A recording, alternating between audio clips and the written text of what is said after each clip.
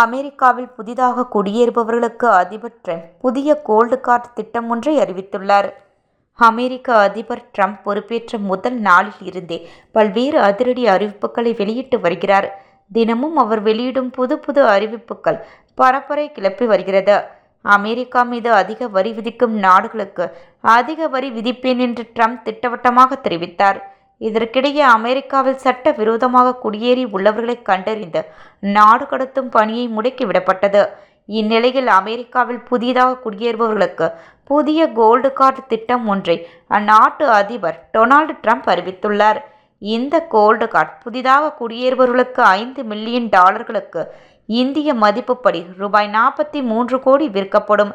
இந்த அட்டை கிரீன் கார்டின் பிரிமியாக இருக்கும் என அதிபர் டிரம்ப் தெரிவித்துள்ளார்.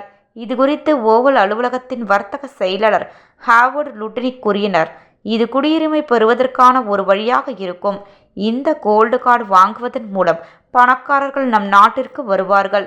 அவர்கள் நிறைய பணம் செலவழித்து நிறைய வரிகளை செலுத்தி நிறைய பேருக்கு வேலை கொடுப்பார்கள். கோல்டு கார்டு விற்பனை 2 வாரங்களில் துவங்கும். இதை செய்வது முற்றிலும் சட்டப்பூர்வமானது என தெரிவிக்கப்பட்டுள்ளது.